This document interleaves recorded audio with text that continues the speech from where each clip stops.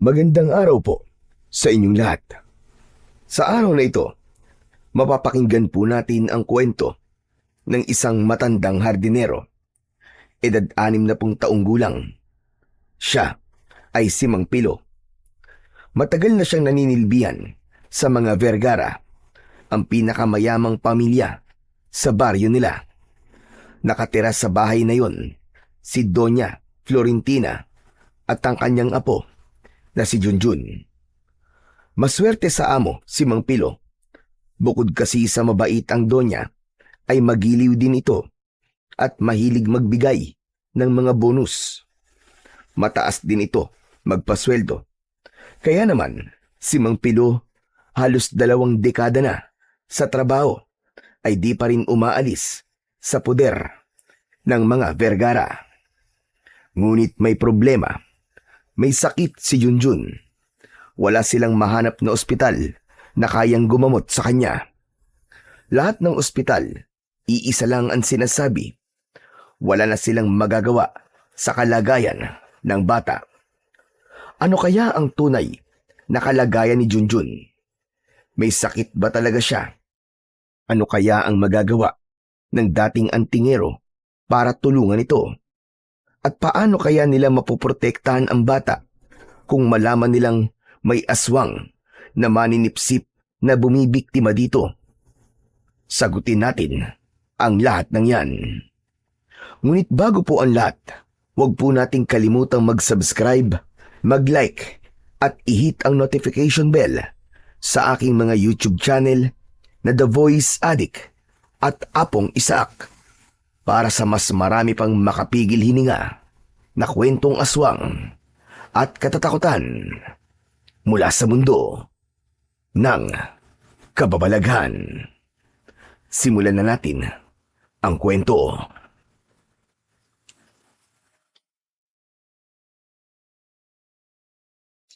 Mang Pilo! Mang Pilo! Napalingon ang matandang si Mang Pilo nang tawagin siya ni Junjun. Kasalukuyan siyang nasa ilalim ng isang matandang puno ng sampagita. Nagdadamo. Ibinaba niya ang hawak na itak at pagkatapos ay nginitian ang papalapit na bata. Hoy, Junjun, ikaw pala. Ano ginagawa mo dito? Wala po kasi akong magawa sa loob ng bahay. Nakakainip po. Pwede po bang dito na lang muna ako? Nakoy, oo naman.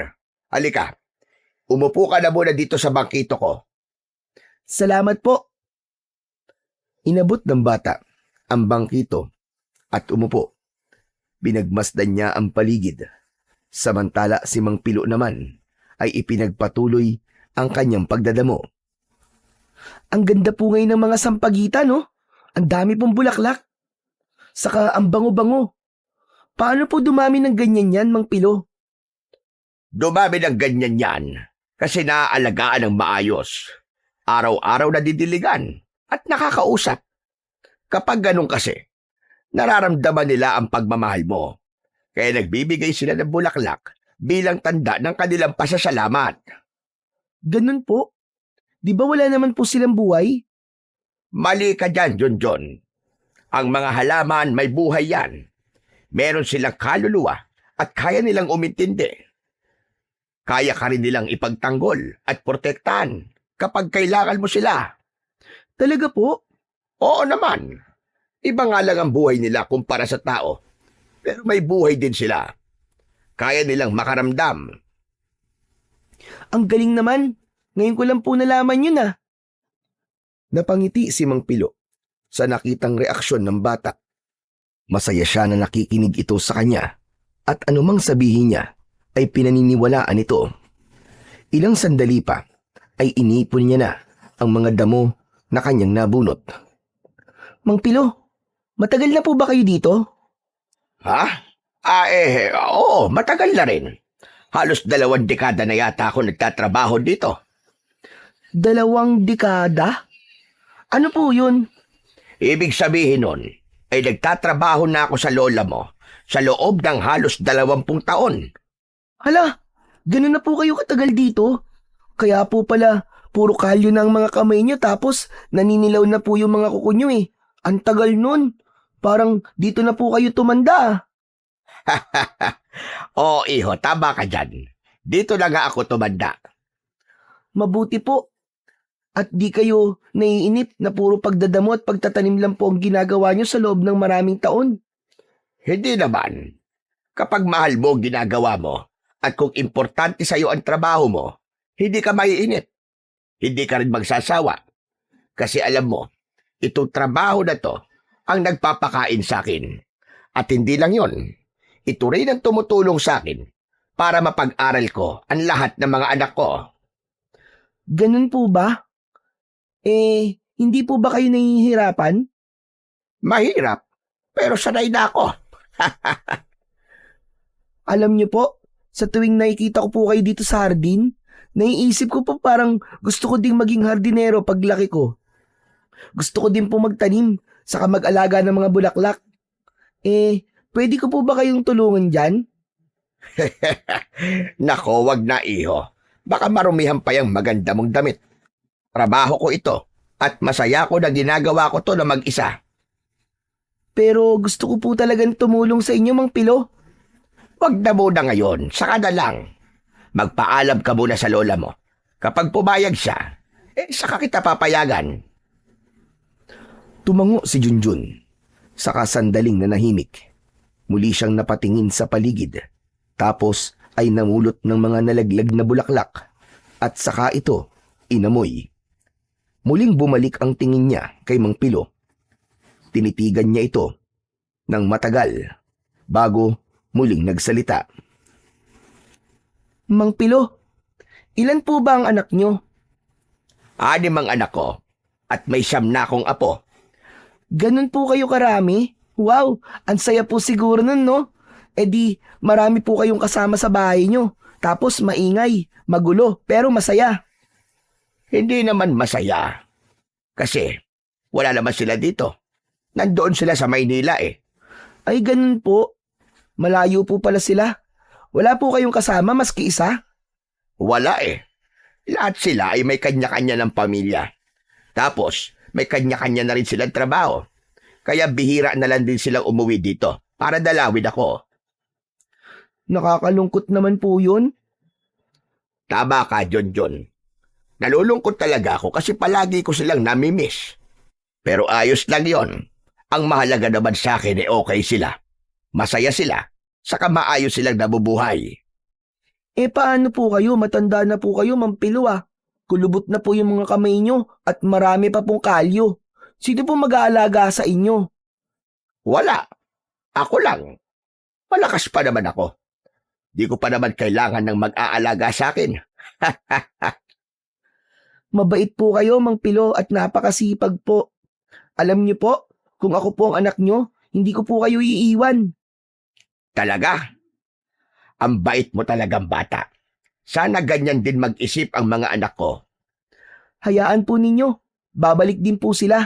Mamimiss din po nila kayo. Salamat, Junjun ah. Sana nga, magdilang anghel ka. Pagkalipas ng ilang minuto, nagpaalam na si Junjun at tumakbo pabalik sa malaking bahay. Naiwan si Mang Pilo na mag-isa. Iniligpit na niya ang kanyang gamit at tumayo. Nang makita niyang maayos na ang mga pananim at mataas na ang araw, nagpasya siyang umuwi muna at bumalik na lang sa hapon. Naglakad na siya pauwi. Pagdating niya sa kanyang bahay, ay naabutan niya itong tahimik. Hindi tulad noon na kapag dumarating siya, ay kagad siyang sinasalubong ng mga anak para manghingi ng pasalubong. Inilapag niya ang bayong sa isang maliit na lamesa at saka siya umupo sa isang lumang bangko. At doon ay nakita niya ang larawan ng kanyang asawa na nakasabit sa dingding. Kinausap niya ito. Miss na kita, Rosa. Kung nandito ka lang, siguro hindi ako ganito na nalulungkot araw-araw. Napahawak siya sa kanyang dibdib at nagsimula siyang mapaluha. Bakit ganon, Rosa? Kinalimutan nila ako. Alam mo bang ang gaganda na ng buhay nila ngayon? Lahat sila may mga trabaho na at may sari-sarili ng pamilya. Hindi naman ako nanghihingi ng anuman sa kanila. Pero bakit? Hindi man lang nila maisip na dalawin ako o tawagan man lang para malaman kung buhay pa ba ako o patay na. Tila yata wala na silang pakialam sa akin. Napayuko ang matanda. Nanginginig ang kanyang mga kamay dahil sa matinding emosyon na kanyang nararamdaman. Alam mo, Rosa, minsan naiisip ko, baka mas mabuti pang sumunod na lang ako sa'yo. Wala namang may kailangan na sa akin dito at wala na rin naghihintay. Ang hirap mag-isa, sa totoo lang. Tumayo siya at lumapit sa larawan. Pinunasan niya ang frame at hinalikan ang litrato ng kanyang asawa. Sa paraang yun ay kumalma siya. Ito ang paraan niya upang maramdaman ang dating pagmamahal ni Rosa. Gusto ko na nga sana sumunod sa'yo. Kaso baka magalit ka naman. Alam ko naman na ayaw mong sumusuko ako. Ang gusto mo, palagi akong matibay at lumalaban. Pero mahal, bakit ganon? Napapagod na ako. Pagod na ako, Rosa. Kung naririnig mo ako ngayon, sana yakapin mo naman ako kahit sa panaginip. Kahit isang beses lang. Ilang minuto din siyang nakatayo sa harap ng larawan ng kanyang asawa. Patuloy sa pag-iyak, ngunit makaraan ang ilang sandali. Inayos niya ang pagkakasabit nito sa dingding. At habang inaayos niya ito, tumunog ang kanyang lumang cellphone. Regalo ito ng kanyang amo. Ilang taon na ang nakararaan. Lumapit siya dito at biglang napangiti nang makita kung sino ang tumatawag. Si Henry. Si Henry ay ang kanyang panganay na anak. Halos manginig ang kanyang mga kamay nang damputin niya ang cellphone na regalo sa kanya ni Doña Florentina. Sinagot niya ang tawag. Hello, anak. Mabuti naman at napatawag ka. Oo, Tay. Kumusta ho kayo dyan? Ayos lang naman ako dito, anak. Ito, gaya pa rin ang dati. Ikaw, anak, kumusta kayo ng mga kapatid mo? Ayos lang naman po kami, Tay. Siya nga pala, Tay. Kaya po ako tumawag sa inyo kasi may gusto po akong pag-usapan natin. Tungkol po ito sa mga lupa nyo dyan. Pagkarinig nun ay unti-unting nabura ang ngiti sa labi ng matanda. Umupo siya sa lumang silya at bagyang nailayo ang cellphone sa kanyang tenga. Sandali siyang natulala. Tay? Tay, nandiyan ka pa ba? Tay? Hello, Tay? Oo. Nandito pa ako, anak. Ano nga ulit ang tanong ba? Napag-usapan na po kasi namin magkakapatid na ibibenta na mga lupa nyo dyan. Pati na yung bahay natin. Ano ka ba? Si tatay naman nagbibingi-bingihan pa. Ang sabi ko po, ibibenta na po natin ang mga lupa nyo dyan. At alam niyo po ba yung bayat lupa natin? Ay may interesado na hong bumili. Bali, uuwi ako dyan para ayusin yung mga papeles. At para mapag-usapan po natin to ng maayos. Sa 3 araw po siguro, tay. Uuwi kami ng mga apo nyo dyan. Teka, sandali lang. Bakit nyo gagawin yun? Bakit nyo ibibenta ang bayat lupa ko? Nakalimutan na ba ninyo na ako at ang nanay nyo ang may pundar nito? Bakit nyo ibibenta na hindi nyo man lang ako kinukonsulta? Bakit kayo na lang ang nagdesisyon? Tay, relax lang ho kayo. Ganito po kasi yun. Kami magkakapatid na pag-usapan namin na ibenta na po lahat ng mga ari-arian nyo dyan. Kasi nga gusto namin na dito na kayo tumira sa Maynila kasama namin. Ano ka ba? Aba, ayokong tumira dyan, Henry. Hindi ako sanay sa buhay sa lungsod. Masasanay din po kayo, tay. Sandali nga. Talaga bang wala na akong karapatang magsalita sa buhay natin? O sa buhay ko man lang? Ano pong ibig niyo sabihin? Kasi, hindi niyo na ako tinatanong. Kayo na ang nagdidesisyon ng lahat. Bakit naman ganon? Hindi naman yata tama. Tay, makinig ho kayo. Wala po kaming masamang intensyon sa inyo. Ang sa amin lang kasi, matanda na ho kayo eh. Kailangan niyo na po ng mga kasama. Dito na lang po kayo sa syudad kasama namin. Tapos kung nandito na kayo, sayang naman ho yung mga lupa, di ba?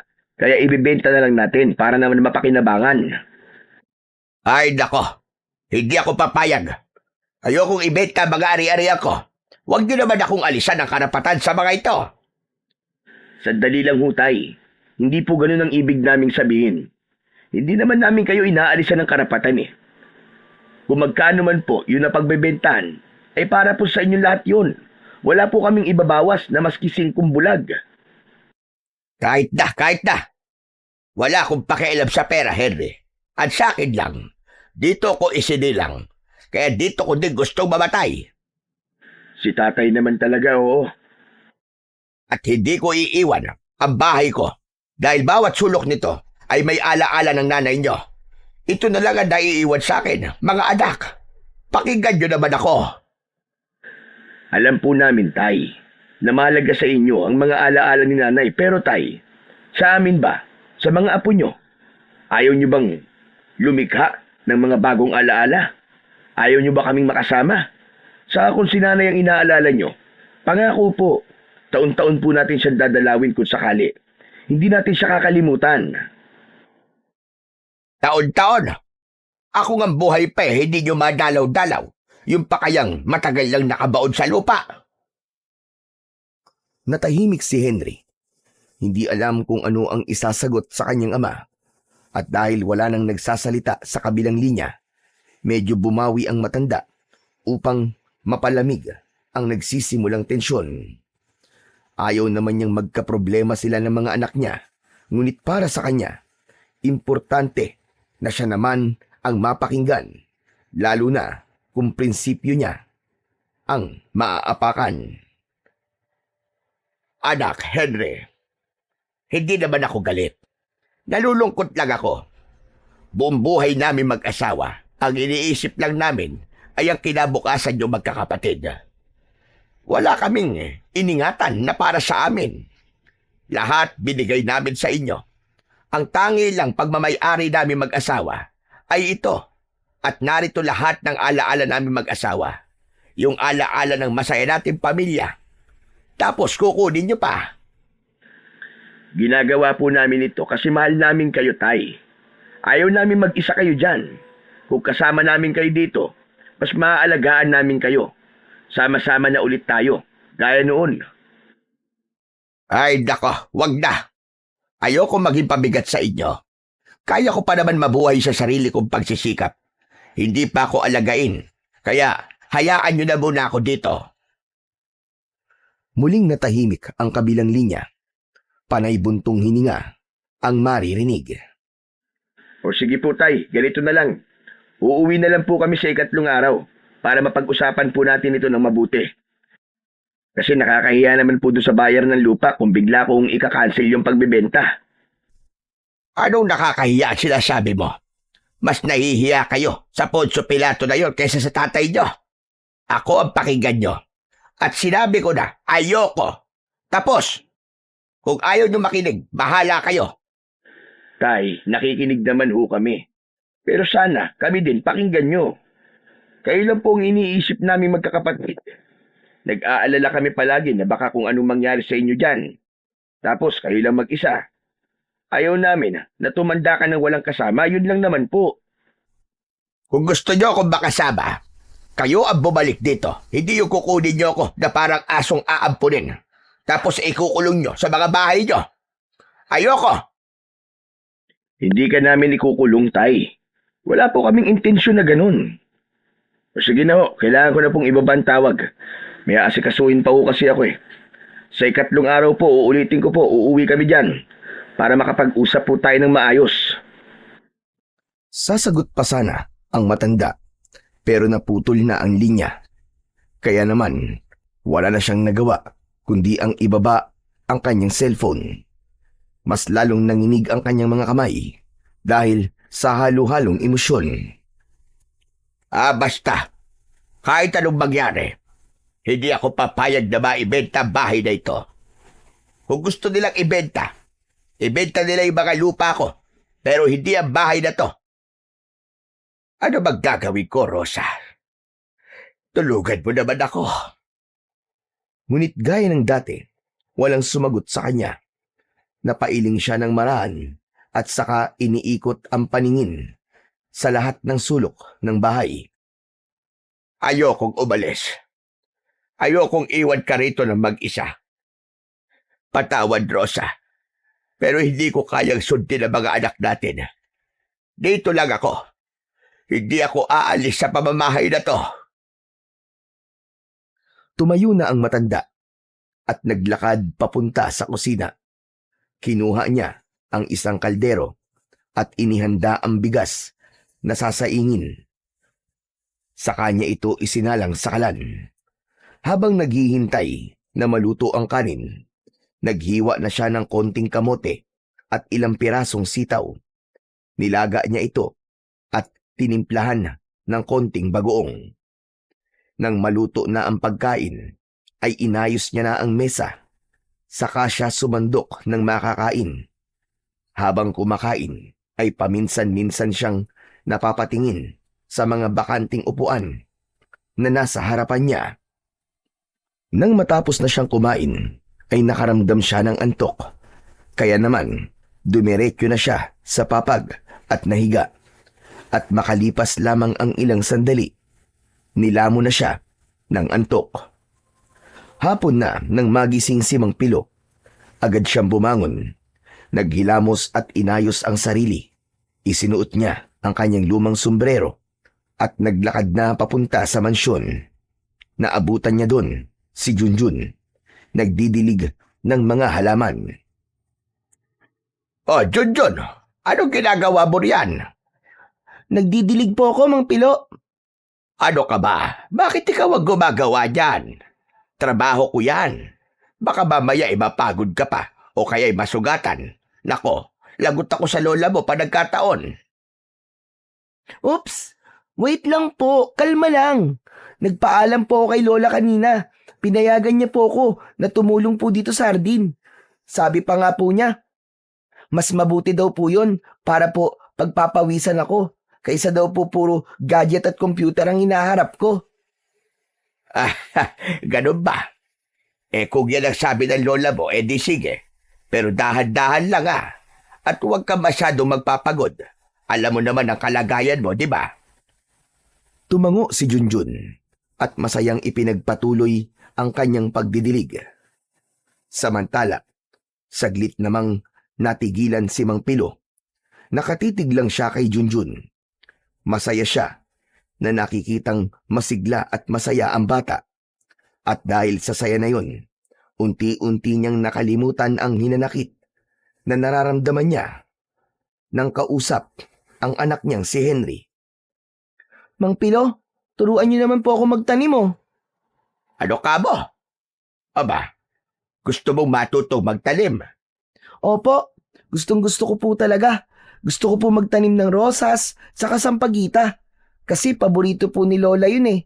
Tapos yung sampagita naman, nakikita ko po na inilalagay niya sa altar namin. Aba, rosas at sampagita pala ang gusto mo. O sige, walang problema, tuturuan kita. Ayos, salamat po ng madami. Alam niyo po, kapag nabuhay po ang mga tanim ko at kapag namulaklak na, pipitasin ko po yun at ibibigay ko po kay Lola para sa birthday niya. Naku naman, kung gano'n naman pala sigurado akong matutuwa ang lola mo niyan. Kaya sige, tuturuan kita ng mabuti kung paano magtanim. Masayang tumango ang bata at si Mang Pilo ay napangiti din. Pero bigla rin siyang sumeryoso nang biglang nakaramdam ng inggit sa kanyang amo. Naisip niyang mabuti pa ang mga ito at meron silang isang apo na nagmamahal, nagmamalasakit at nagbibigay ng saya sa kanila. Sana ako rin. Ano po yun, Mang Pilo? Wala. Wala, iho. Ang sabi ko ako rin, magsisimula na magtrabaho. Pinulot niya ang walis at saka inumpisahang ipunin ang mga damo. Nang matapos ay tinawag na niya si Junjun. O Junjun, halika na rito. Tuturuan na kita magtanim. Talaga po? Kagad na lumapit ang bata kay Mang Pilo. Maingat na pinakita ng matanda ang mga paso na may mga bagong usbong na punla ng sampagita. Ito ang mga batang sampagita. Bago mo sila itanim sa lupa, kailangan mo munang palambutin ang lupa sa paso. Pero napalambot ko na to. Tapos, gamitin mo ang kamay mo para dukutin ang pinakapuno ng parang ganito. Yan, dahan-dahan lang. Ginaya ni Junjun ang ginawa ng matanda. Maingat niyang dinukot ang lupa gamit ang maliliit niyang mga daliri. Ganito po ba, Mang Pilo? Yan, tama, ganyan nga. Tapos, ilalagay natin sa mga binungkal kong lupa kaninang umaga. At kapag nilagay mo na, huwag mong itutuwid kagad. Takpan mo muna ang ugat ng lupa. Saka mo bahagyang pindutin para hindi siya matumba kapag may hangin. Hinawakan ni Mang Pilo ang isang punla at itinanim ito habang pinagmamasdan ni Junjun. Ayan, tapos diligan natin ng konti. Kapag sobra, malulunod sila. Kapag kulang naman, matutuyo, parang tao rin. Dapat sakto lang ang pag-aalaga. Wow! Ang saya naman po pala, Mang Pilo. Ang dami ko na po agad natututunan. Masaya talaga, iho. Lalo na kapag namumulaklak na sila. Pero teka, may naalala ko. Ano po yun, Mang Pilo? Alam mo bang may taglay na kapangyarihan ang sampagita? Kapangyarihan? Oo. Sa atin lang ang kwentong to, ha. Huwag mong ipagsasabi. Sige po, ikwento nyo na. Hindi ko po ipagsasabi, promise. O sige. Ang bawat puno ng sampagita ay may nakatirang mutya. At kapag buong puso mong inilagaan ng puno, lalabas ang mutya at pagbibigyan ka nito sa isang kahilingan. Talaga po? Totoo po ba yun? Parang genie. Pwedeng humiling? Oo, totoo yun. May nakita na po ba kayong mutya ng sampagita? Oo naman. Matagal na nung unang beses ako makakita ng mutya ng sampagita. Bata pa ako nun. Wala pa akong asawa. Heto, tignan mo. Inilabas ni Mang Pilo ang suot na kwintas at ipinakita yon sa bata. Ang kwintas ay may palamuting tila bulaklak din ng sampagita, pero matigas ito at naging makinis na parabang porselana. Napanganga si Junjun nang makita ito. Yan po ba yun? Wow! Ang ganda po ah! Oo, ito nga yun, iho. Nagkaroon ako nito nung bata pa ako. May alagang sampagita ang tatay ko. Tinutulungan ko siya sa pag-aalaga nun. Tapos isang gabi, may liwanag akong nakita sa gitna ng puno. Maliit lang, para bang alitap-tap. Tapos doon lumapit ako. Nakita ko ng bulaklak ng sampagita na nagliliwanag. Ayon, pinitas ko. Mabuti po at hindi po kayo natakot. Hindi naman. Kasi ang naalala ko, parang may humahatak sa akin doon eh. Hindi ko mapigilan ang sarili ko sa paglapit. Tapos yun nga, nung mapitas ko na yung bulaklak, abay biglang tumigas. Naging ganito. Hindi po ba kayo nasaktan nun? Hindi naman. Parang wala nga lang eh. Pero mula nung napasa akin ang mutya na to, naging magaling na ako sa pagtatanim. Lahat ng itinatanim ko ay nabubuhay. Maraming magbigay ng bulaklak at mga bunga. Kaya po pala ganito kaganda ang hardin ni Lola Florentina. Oo, itong mutya, ito ang sikreto ko. Gusto ko rin po magkaroon yan. Pwede po ba? Pwede naman. Pero kasi hindi basta-bastang nagpapakita ang mga mutya. Kailangan ay may tunay kang malasakit at pagmamahal sa mga halaman. Kailangan maramdaman nila na busilak ang iyong puso at aalagaan mo silang mabuti. Kapag ginawa mo yon, posibleng pagkalooban ka rin. Gagawin ko po, Mang Pilo. Mula ngayon ay aalagaan ko po ng mabuti ang mga bagong tanim natin na sampagita. Para balang araw po ay bigyan din po niya ako ng mutya. Saka para mabigyan din ako ng pagkakataon na matupad ang isang kahilingan. Aba, may gusto kang hilingin. Ano yon? Gusto ko lang naman pong hilingin na sana ay hindi na maging busy sila mama at papa. Na sana po ay makasama ko na po sila. Yun ba ang hiling mo? Opo, kayo po, ano pong hiniling nyo nang mapunta po sa inyong mutya na yan? Hindi ko pa nagagamit, iho. Po? Bakit naman? Ewan ko rin. Siguro kasi, nung nakuha ko to, pakiramdam ko sapat na yung biyayang ibinibigay sa akin.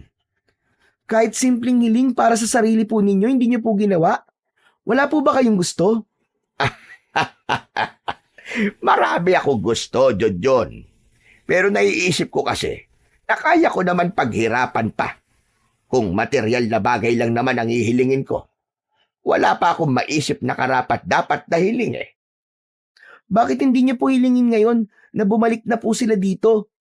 Yung dito na po sila tumira, para may kasama na po kayo. Hindi nila magugustuhan yun, iyo. At ayaw kong masira ang mga buhay nila dahil lang sa pagiging makasarili ko. Hahayaan ko silang mamuhay kung saan nila gusto at kung saan sila mas mapapabuti. Ganon ang isang ama. Uunahin ang kapakanan ng mga anak. Maiintindihan mo rin ako kapag lumaki ka na at nagkaanak ka na rin. Tumango ang bata. Maya-maya pa ay tumingin sa mga bagong tanim na halaman. Ganon din po kaya ako kapag nakakuha na po ako ng mutya. Yung iingatan ko na mabuti yung nag-iisang hiling na pwedeng matupad. Nasa'yo yan. Basta ang sakin lang naman. Ilalaan ko ang hiling na yon sa pinaka-importanteng bagay. Hindi ko pa alam kung ano yon, pero malay mo. Isa sa mga araw na to magamit ko na rin, hindi ba? Ngumiti si Junjun at sa kamarahang tumango. Tila unti-unting nauunawaan ang sinasabi ng matanda. Madami po talaga akong natutunan sa inyo, Mang Pilo. Salamat po hayaan po ninyo. Aalagaan ko po ng mabuti ang mga sampagita na to. Hindi lang po para sa mutya, kundi para mapasaya rin po kayo. Salamat, iho. Malaking bagay yan para sa katulad kong matanda na. Ang gandang marinig niyan. Masarap sa pakiramdam. Maswerte talaga ang lola mo sa'yo dahil nagkaroon siya ng apo na katulad mo. Salamat din po, Mang Pilo.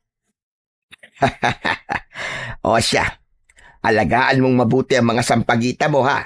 Malakas ang pakiramdam ko na mabibiyayaan ka din ng mutya nito kasi sobrang bait mong bata. Opo, araw-araw ko po silang didiligan at aalisan po ng damo. Tapos kakausapin ko din po sila araw-araw, gaya po ng ginagawa ninyo. Aba, ayos yan. Mas maganda ang mga tanim kapag nararamdaman nilang may nagmamahal sa kanila. Nagtawanan silang dalawa. Maya-maya pa, dahan-dahang tumayo si Junjun. Inalis ang putik na dumikit sa kanyang mga kamay. Bukas po ulit, Mang Pilo Magtatanim po tayo ng mas marami pa. O sige, iho. Salamat sa pagtulog mo. Wala pong anuman. Sa uulitin po, Mang Pilo. Tumalikod na ang bata, sabay karipas ng takbo, pabalik sa malaking bahay. Si Mang Pilo ay nakatingin lang. Hindi niya maiwasan ang mapangiti, ngunit ang mga ngiting yon ay biglang nawala nang maalala ang tunay na kalagayan ni Junjun.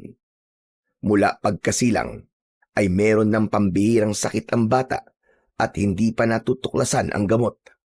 Madalas siyang mamutla at manghina. Napakabait mong bata, Junjun.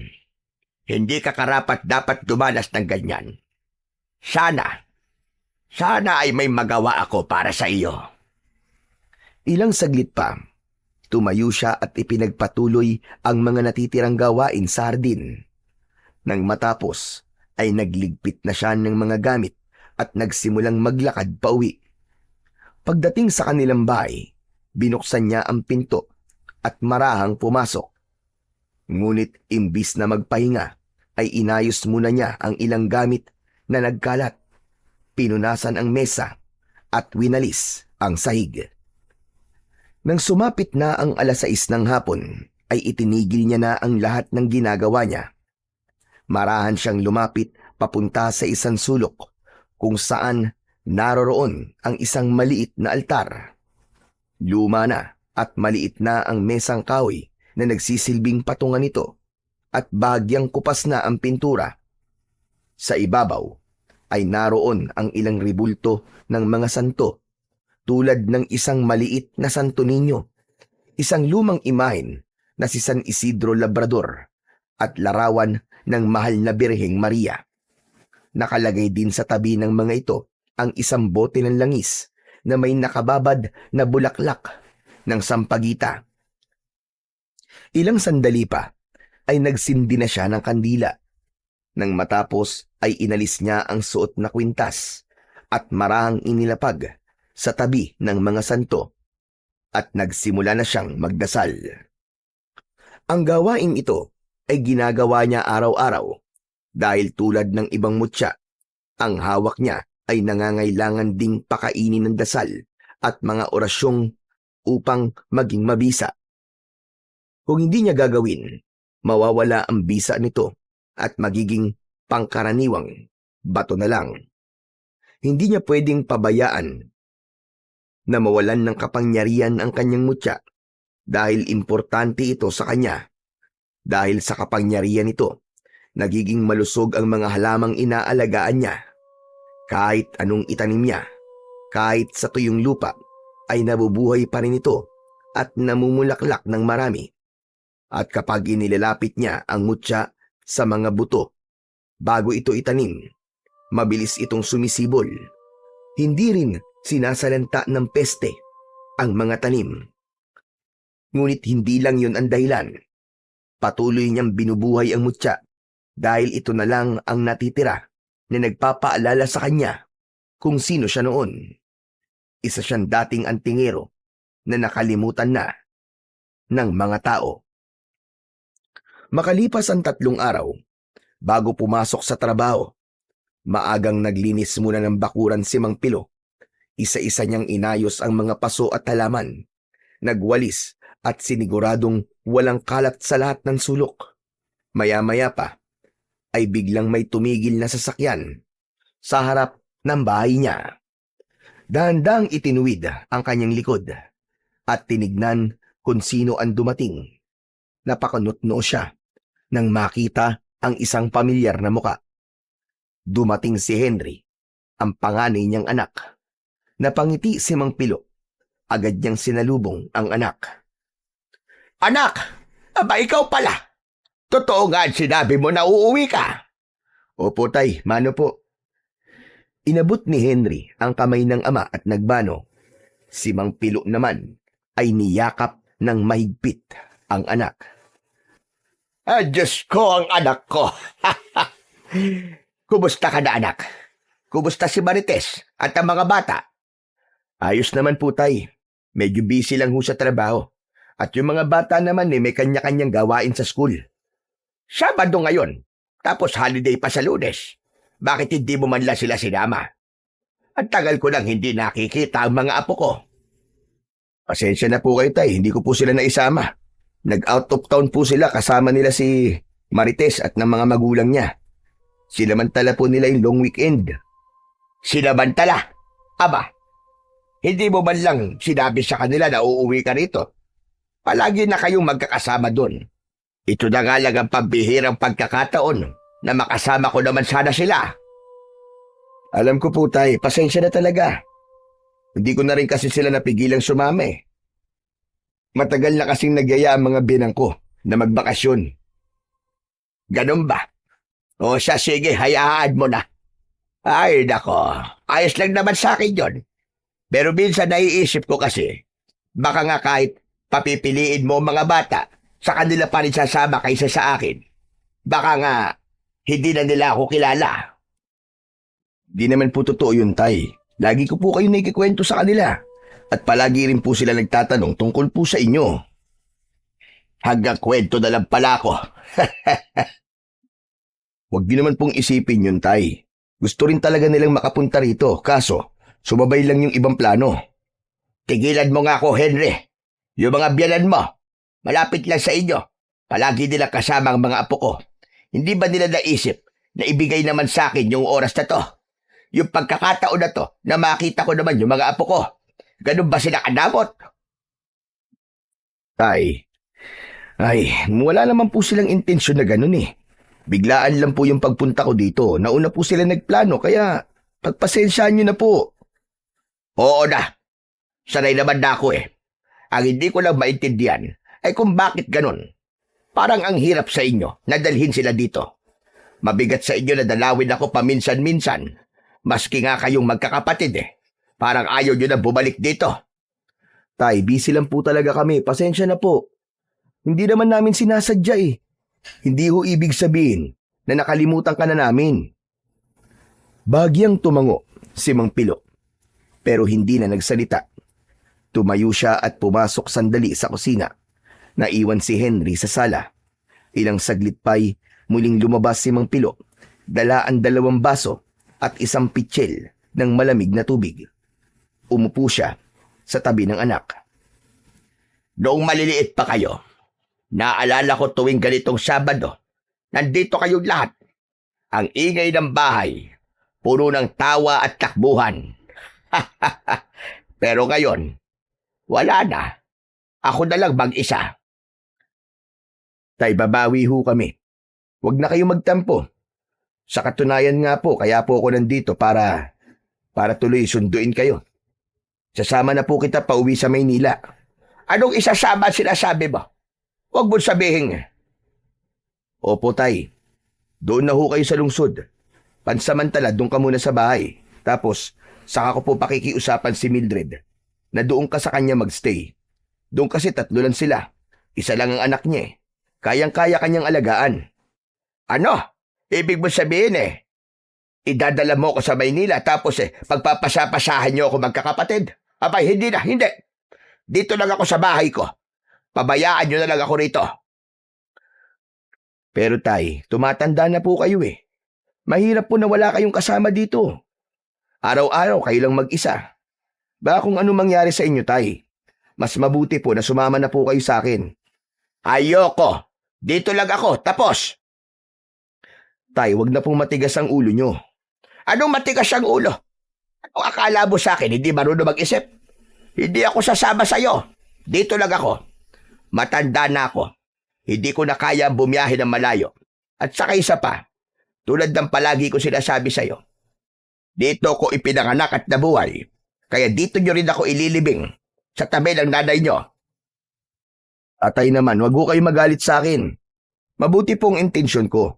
Inaalala lang po namin kayo. Kasi mahirap po ang buhay nyo dito.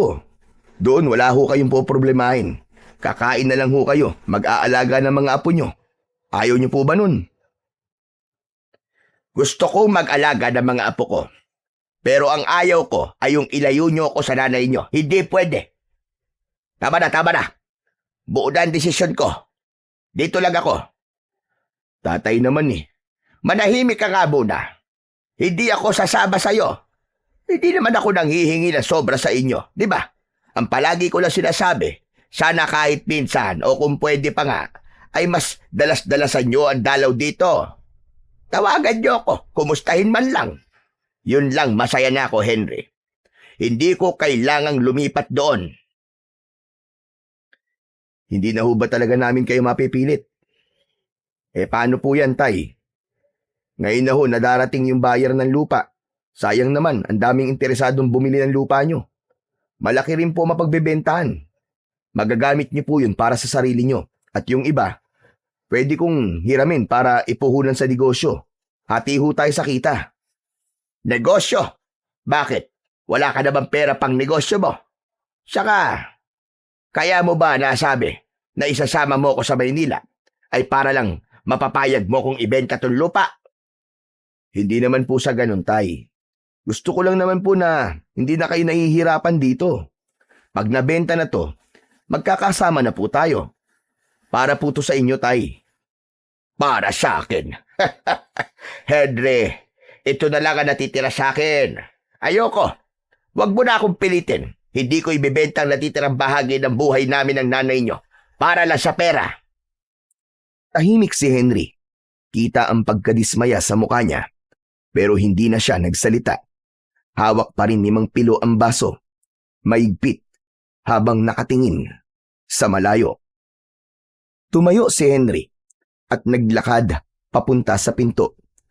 Ngunit saglit na huminto at tumingin mula sa kanyang ama. Kung yun po ang gusto nyo, rerespetuhin ko po. Bumuntong hininga si Henry bago tuluyang lumakad palabas ng bahay. Ilang sandali pa, narinig na ni Mang Pilo ang pag-ugong ng makina at ang unti-unting paglayo ng sasakyan. Bagyang nangilid ang luha sa mga mata ng matanda. Huwag kayo mag-alala. Ayos lang ako rito. Saka, hihintayin ko pa rin ang muling pagdalaw nyo sa akin. Kahit gaano pa yang katagal. Tahimik niyang ininom ang tubig sa baso. Pagkatapos ay tumingin siya sa labas ng bintana. Mataas na ang araw. Napakurap siya sa kabahagyang natawa nang may biglang naalala. Susadtissima. Oo nga pala. May trabaho pa pala ako. Maraang tumayo ang matanda at iniayos ang baso sa mesa. Isinuot niya ang malaking sombrero at guwantes. Inabot din niya ang bayong na lalagyan ng kanyang mga gamit. Paglabas niya ng pintuan ay dahan-dahan na siyang naglakad patungo sa kanyang trabaho. Pagdating ni Mang Pilo sa bahay ng mga Vergara, agad niyang napansin ang kaguluhan sa loob. Pumasok siya upang tignan kung ano ang nangyayari. Sa sala ay naroon si Junjun. Umiiyak ng malakas. Pilit siyang pinapatahan ng kanyang lola, ngunit kahit na anong gawin niya, ay hindi ito tumitigil. Halata ang matinding pag-aalala sa muka ng donya. Nang makita ni Junjun si Mang Pilo, bigla itong tumakbo at mahigpit na niyakap siya. Napatingin ang donya at agad na sinabi na mula nang magising ang bata ay iyak na ito ng iyak at hindi naman nila ito makausap ng matino. Lumapit ang donya sa matandang hardinero at nakiusap na siya na lamang ang kumausap kay Junjun. Marahan namang tumango si Mang Pilo. Junjun, gusto mo ba doon tayo sa hardin? Tara, doon tayo mag-usap. Sige po. Naglakad na sila palabas ng bahay at pagdating nga nila sa hardin, dahan-dahang itinaas ni Junjun ang mga kamay at itinuro ang mga tanim niyang sampagita. Natigilan si Mang Pilo sa kanyang nakita. Ang mga tanim ay namatay at nalagas na ang mga daon. Agad niyang iginala ang paningin. Ngunit bukod tanging mga sampagita lang ang nakita niyang may problema. Diyos ko, anong nangyari? Hindi ko po alam. Paggising ko po, nagpunta na po ako dito sa hardin tapos nakita ko pong namatay ang mga halaman ko. Bakit po, Mang Pilo? Bakit po sila namatay? Ginawa ko naman po ang lahat ng tinuro niyo sa akin ah. Hindi ko pa alam, Junjun. Pero huwag kang mag-alala. Aalamin ko kung bakit. Agad na napatingin si Mang Pilo sa matandang puno ng sampagita na nasa gitna ng hardin. Tulad din ng iba, matamlay din ito at marami ang nalalagas na mga daon at bulaklak. Kagad siyang lumapit at hinaplos ang isang sanga. Nakita niyang bagyang natuyo ito. Sa sandaling yon ay muling napaiyak si Junjun. Mas malakas pa kaysa kanina. Yumakap din ito sa tagiliran ni Mang Pilo at idinikit ang muka sa tagiliran niya. Patay na sila, Mang Pilo! Patay na sila! Tama na, iho. Normal lang naman itong nangyayari sa mga halaman. Huwag ka nang umiyak. Pwedeng may sakit sila, kaya sila ganito. Hayaan mo na. Magtatanim na lang ulit tayo ng bago. Akong bahala. Talaga po. Alam niyo po, kaya po ako umiiyak kasi baka kasalanan ko. Baka nahawa po sila sa sakit ko. Kaya sila tumamlay at namatay. Hindi, John. Huwag mong sisihin ang sarili mo. Wala kang kasalanan. Minsan talaga kahit gaano mo paalagaan ang isang bagay, may mga pagkakataon talaga na magkakaroon ng ganitong problema. Nagkakasakit sila, natutuyo. Bahagi yan ng buhay ng mga halaman. Ganun po ba? Pero kasi masakit po pakiramdam ko. Kasi iniwan nila ako bigla. Buhay na buhay pa naman sila kahapon tapos ngayon, ganito na.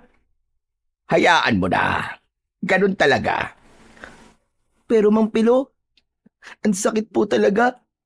Nakakaiyak po talaga Alam ko, masakit mawala ng bagay na mahalaga sa'yo. Pero tandaan mo, lagi namang may bagong simula. Ano, gusto mo ba ulit na magtanim ng panibago? Tutulungan kita. Kaya ko po ba ulit? Oo naman, kaya mo yan. Teka lang ha, kukuha lang ako ng pwede nating itanim dito sa malaking puno. Lumapit ang matanda sa matandang puno ng sampagita. Yumuko siya at namulot ng ilang bulaklak na nalaglag sa lupa. Inamoy niya ang mga ito. Agad siyang napatigil. Imbis na malanghap ang bango ng mga ito, naamoy niya ang isang malansang amoy. Mabaho at nakakasulasok. Halos masuka siya at maubo. Bigla niyang naitapon sa lupa ang mga bulaklak. Teka lang, hindi ito normal. Naalala niya ang sinabi ng kanyang ama tungkol sa mga ganitong pangyayari. Kapag namamatay o nalanta ang mga sampagita na alaga ng taong may mutya, isa lang ang ibig sabihin nun. May panganib. Nagbibigay ng babala ang puno. Agad niyang inilabas ang kwintas at tinignan ang kanyang mutya. Nagulat siya nang makitang nagliliwanag ito. Mukhang alam ko na kung bakit. Hindi maganda to. Ano po yun, Mang Pilo? May sinasabi po kayo? Wala iho. Kinakausap ko lang ang halaman. O siya, halika na. Maganda na muna tayo ng mga lupa na pagtatamnan. Nagsimulang maglakad patungo sa sulok ng hardin ang matanda, kung saan nakatambak ang mga paso. Kasunod niya si Junjun na mas kalmado na ang emosyon kaysa kanina. Magkasabay nilang inayos ang mga paso. Nilinis ang mga ito bago nilagyan ng lupa. Maingat ang bawat galaw ni Mang Pilo. Samantalang si Junjun naman ay masigasig na sinusundan at pilit na ginagaya ang mga ginagawa niya. Nang matapos ay agad silang tumayo at pinunasan ng pawis sa kanilang mga noo. Tamang-tama naman ay narinig nila ang boses ni Doña Florentina mula sa mansyon. Nakita nila itong kumakaway at tinatawag sila para magmerienda. Iniwan nila ang mga gamit at mabilis na pumunta sa may gripo upang maghugas ng kamay. Paglapit nila sa balkonay, nakita nila ang mesa na puno ng merienda. Inanyayahan sila ni Donya na maupo at kumain. Nakita ng matandang amo na kalmado na si Junjun. Napansin din itong bumalik na ang sigla nito at nakangiti na. Marahang nilapitan ng Donya si Mang Pilo at tinapik ito sa balikat bilang pasasalamat. Kita sa mukha niya ang tuwa dahil talagang malaki ang naitutulong ni Mang Pilo pagdating sa pag-aalaga sa kanyang apo na si Junjun. Agad nitong inanyayahan ang hardinero na lumapit at makisalo sa kanilang merienda. Pinaupo siya kaharap nila. Inutusan ng Donya ang kasambahay na kumuha ng karagdagang plato at pagkain para may sapat na merienda silang lahat. Habang kumakain sila, masaya si Mang Pilo. Mula noon hanggang ngayon ay hindi nagpakita ng pagbabago ang matandang Donya. Mabait pa rin ito at tunay na makatao kahit na mayaman. Tulad ng ibang tauhan sa mansyon, hindi sila tinitignan ng donya na mga simpleng tao lang, kundi kabahagi na rin ng kanilang pamilya. At ito ang dahilan kung bakit marami ang nakakatagal na magtrabaho sa kanila. Matapos magmerienda at makapagpahinga, ay bumalik na si Mang Pilo sa hardin. Kinuha niya ang gunting pandamo at nagsimulang bawasan ang mga bermuda. Ngunit bigla siyang natigilan nang may mapansing kakaiba sa damuhan. May nakita siyang tila bakas ng mga paa sa damo.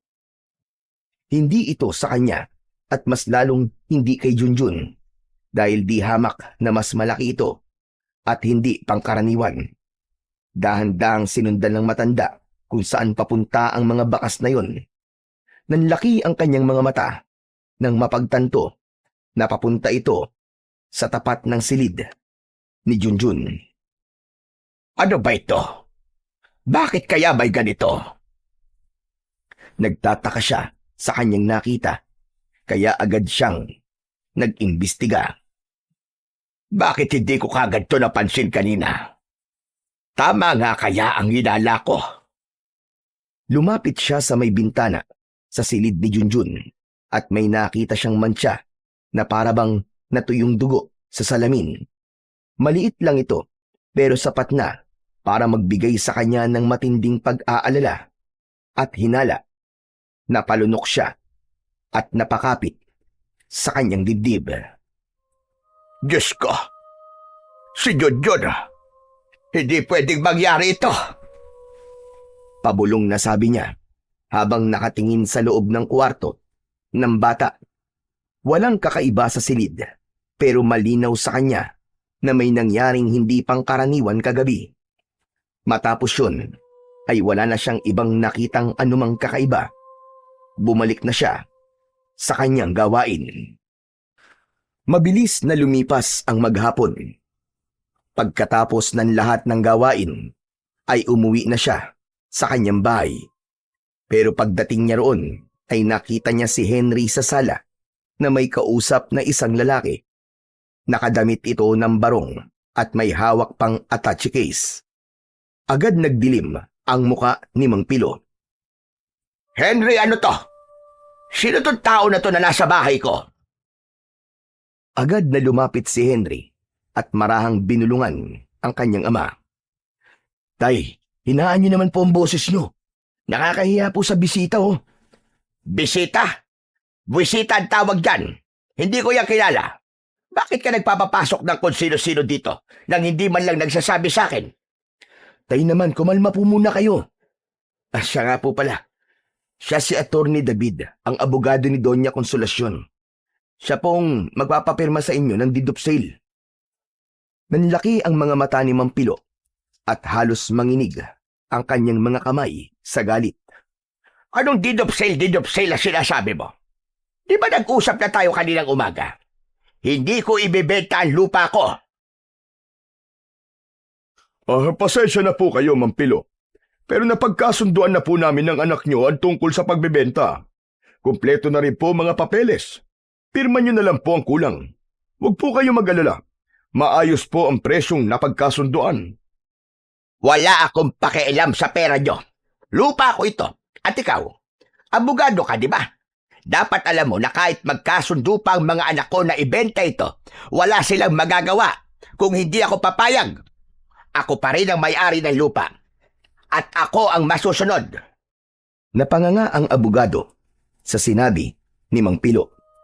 Tila hindi inaasahan ang matinding pagtutol ng matanda.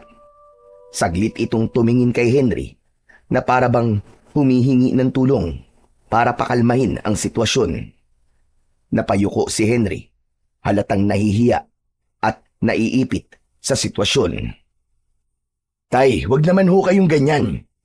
Ang iniisip ko lang naman ay ang kapakanan ninyo. Ang laki ng pera na ibabayad nila, oh. Sayang naman. Lalong namula ang muka ni Mang Pilo dahil sa galit. Huwag mo kong turuan kung ano ang makakabuti para sa akin. Mas kilala ko ang sarili ko kaysa sa'yo, Henry. At hindi ko kailangan ng malaking pera. Kaya ko pang pakainin ang sarili ko nang hindi nang hihingi sa inyo. Hindi nakapagsalita kagad si Henry. Bahagyang napatingin ito sa sahig. Pilit na iniiwasan ang matalim na tingin ng kanyang ama. Samantala ang abogado naman ay marahang nag-ayos ng hawak na folder. Pakinggan niyo ko ng mabuti ha. Hindi ko ibibenta ang lupang ito. At habang ako ang nakapangalan dito, wala kayong magagawa. Kaya ikaw, magaling na abogado, lumabas ka na sa bahay ko bago pa ako mawalan ng respeto sa'yo. Kita ang kaba sa muka ng abogado. Mabilis niyang isinara ang folder at marahang tumango. Ay, naiintindihan ko po, Ma'am Pilo. Pasensya na po. Henry, mabuti pa. Ay kausapin mo lang mabuti ang tatay mo. At kapag nagkasundo na kayo, saka mo na lang ako tawagan. Ako na lang ang bahalang makipag-usap sa Donya tungkol dito. Sige ho. Pasensya ka na. Ayos lang. O sige. Tumayo na ang abogado. Matapos magpaalam, mabilis siyang lumabas ng bahay. Naiwan sa loob si Henry at ang tatay niya. Pambihira ka naman, Henry. Nag-usap na tayo tungkol doon. Huwag mo nang ipilit ang gusto mo. Sa kanyo na to ibenta. Kapag patay na ako. Saglit na nakaramdam ng kirot si Henry sa narinig. Pero hindi na siya sumagot. Tahimik siyang lumabas ng bahay at nagpahangin sa labas. Habang nasa labas ng bahay ay napapaisip siya. Panay ang buntong hininga niya dahil ang totoo, hindi niya masabi sa kanyang tatay ang tunay na dahilan kung bakit gusto niyang maibenta na ang lupa. Matagal na siyang nawalan ng trabaho at gipit sila sa pera. Unti-unti nang nauubos ang kanilang ipon. Naisip nilang magkakapatid na ibenta na lang ang lupain ng kanilang tatay upang mapakinabangan nila. Paghahati-hatian nila yon.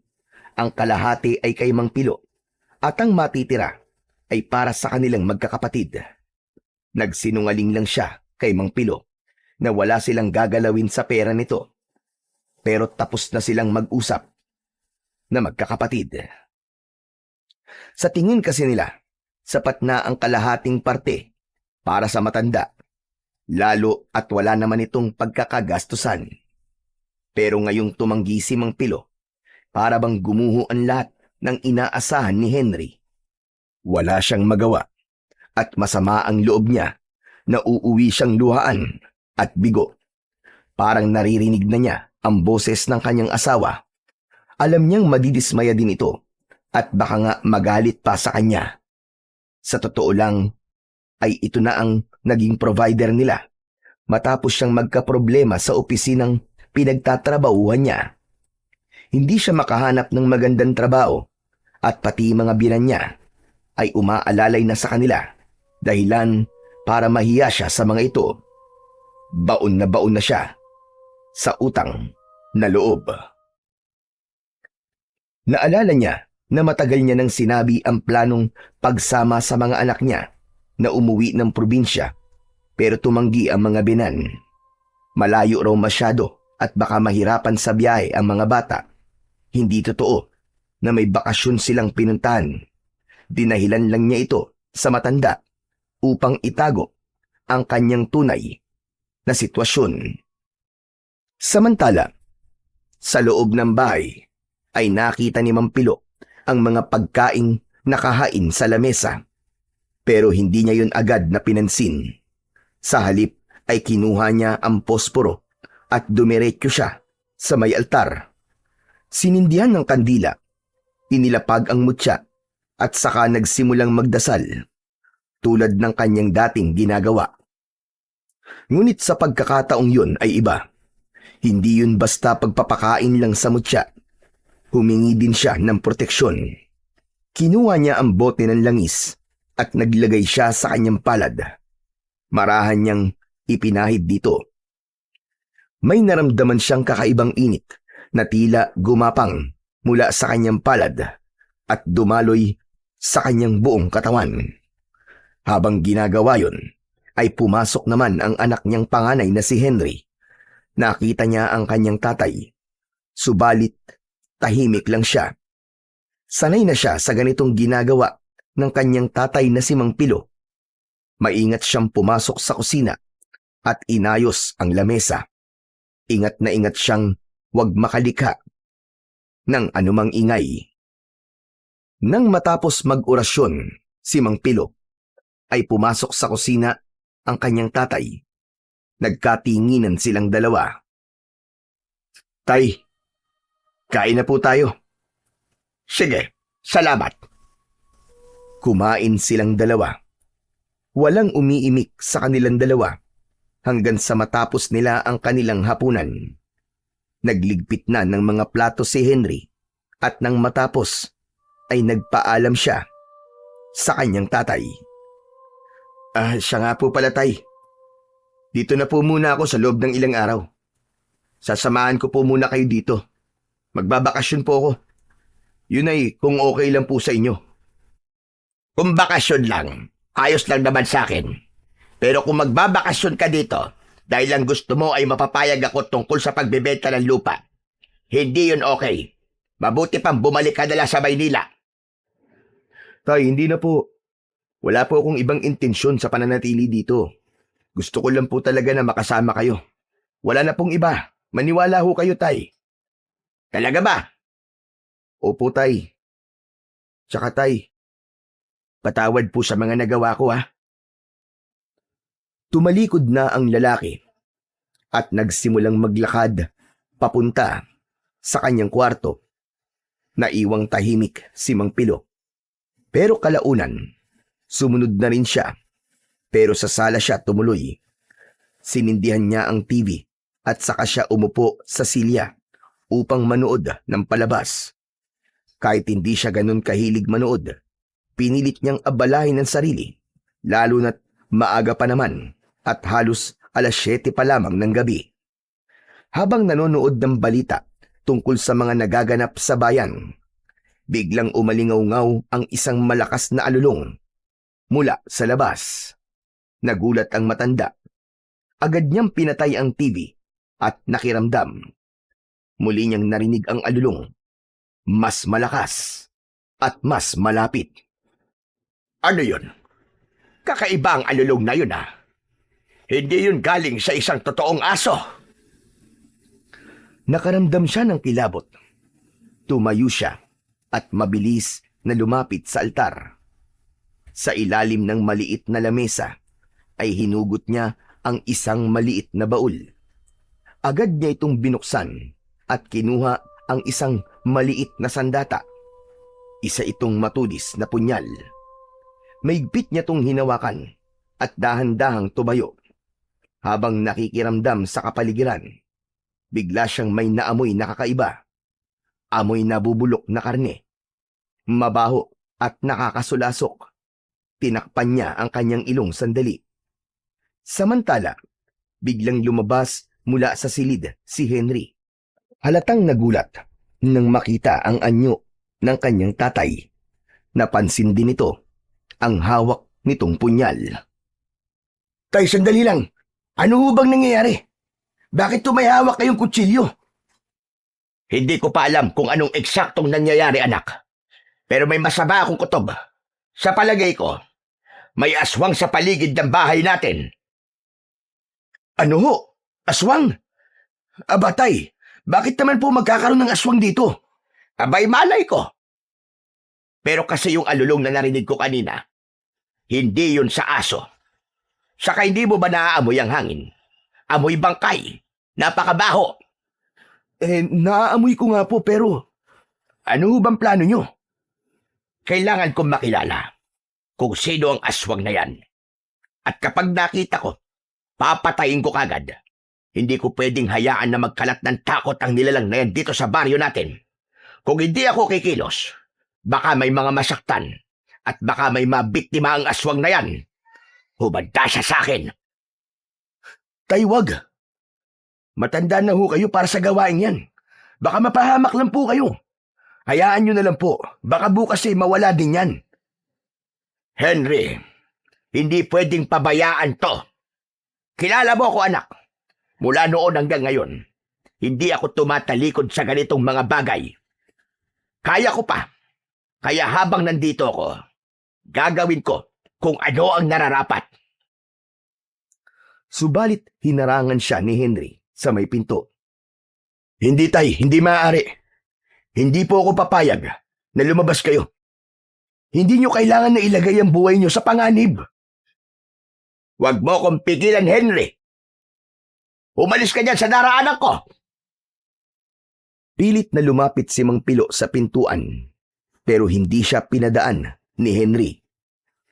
Tay, ano ba kayo? Paano kung masama o malakas ang aswang na yun? Kaya niyo pa bang makipagsabayan? Aba, tay, lalamunin lang kayo ng buhay noon. Pabayaan niyo na lamang po na ibang gumawa niyan. Huwag kayo. Nakikiusap ako sa inyo, tay. Nainis ang matanda nang di makalusot sa anak. Kaya naman ang ginawa niya, hinawakan niya sa balikat ang anak at itinulak.